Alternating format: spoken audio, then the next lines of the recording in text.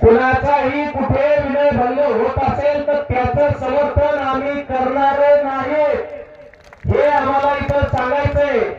आणि परंतु आम्ही ज्या पद्धतीनं जी माहिती घेतली, एक व्हिडिओ आला, एक संजीवनीताई वाघ काकडतीच्या येथील त्यांचे कपडे फाटलेला तो व्हिडिओ होता. ते पळत जातात, एका भगिनीसोबत त्यांचं भांडण होतंय आणि तो जो तसा व्हिडिओ आलाय त्याच्या आजूबाजूला बॅकग्राऊंड मध्ये कोण काय बोलतंय, कोण म्हणतंय व्हिडिओ काढ किंवा अजून काय जे असेल ते मला त्याच्या खोलात जायचं नाही.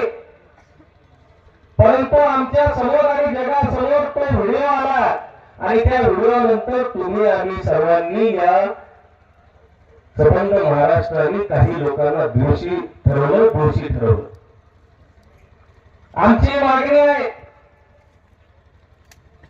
की ज्या पद्धतीचा व्हिडिओ आला, कपडे फाटलेला व्हिडिओ आला, जर कपडे फाडत असतानाचा व्हिडिओ जर कुणाचा आला आणि तो जर कुठल्याही प्रकारची चौकशी करा तशा प्रकारचा व्हिडिओ आला आणि कोणी जर कपडे फाडत असेल तर त्या व्यक्तीला आम्ही कोर्टाची आणि पोलिसांची वाट बघणार नाही. आम्ही सर्वजण इथं बसलेले त्याला फाशी दिली. परंतु त्या गावामध्ये विविध प्रकारचे लोकप्रतिनिधी तिथे येतात आणि त्या गावात काय घडलं काय नाही होतंय याचा कोणी विचार करण्याचा, खोलापर्यंत जाण्याचा कोणी प्रयत्न करत नाही.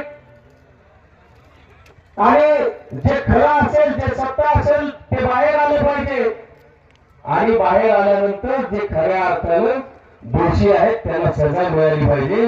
पण जे निरपराध आहेत, ज्यांचा या घटनेशी संबंध नाही, त्या निर्दोष लोकांवर जर अत्याचार झाला तर आम्ही शांत बसणार नाही.